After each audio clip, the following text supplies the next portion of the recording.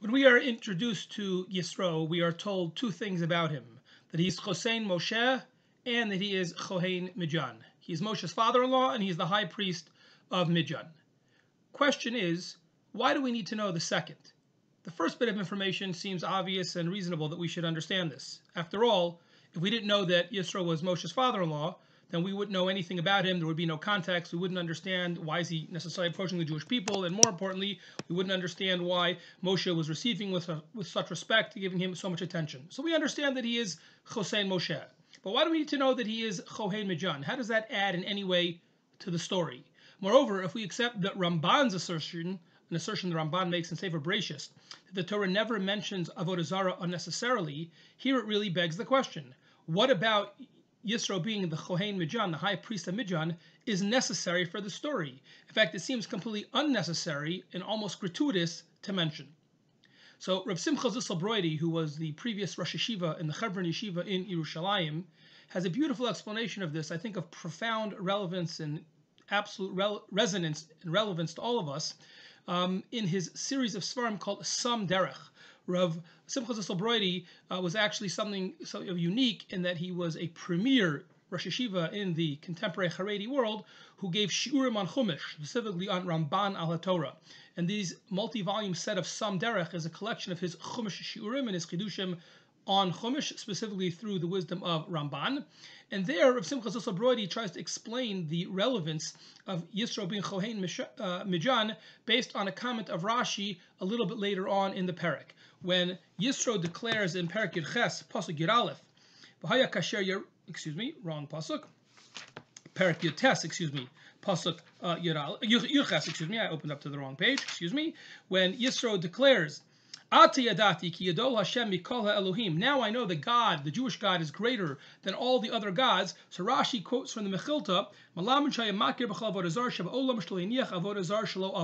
how did Yisro know that Hashem, the Jewish God, was greater than all other gods? Says Rashi, quoting the Mechilta, because he actually had what to compare it to. Many people, I would say especially in our day and age, are wont to exaggeration and very large categorical statements. You're the best, you're the this.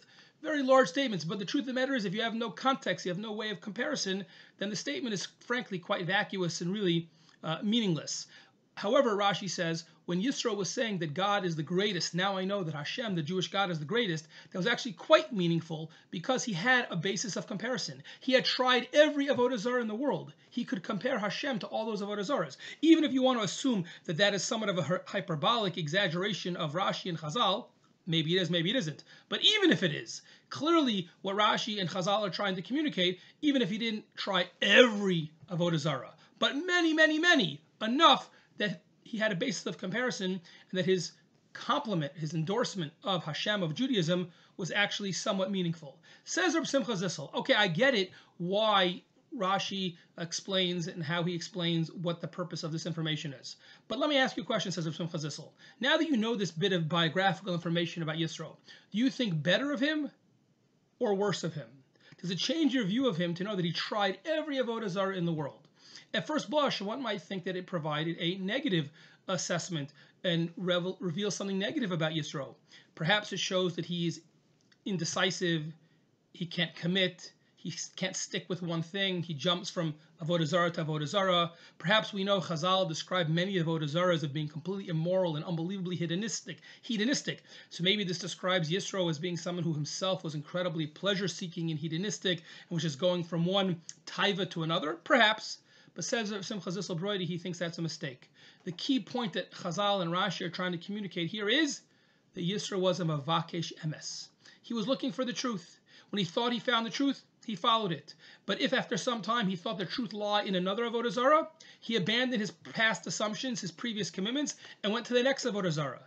V'chahena, this kept on going and going. And this itself is already a compliment to Yisro. Because most of us, let's be honest, most of us, once we make a decision, there's a psychological need to justify that decision. And therefore, even when there's evidence to the contrary, we're constantly rationalizing and defending our previous commitments and decisions. And therefore, we don't go from one thing to the next. We stick with one thing and that's it.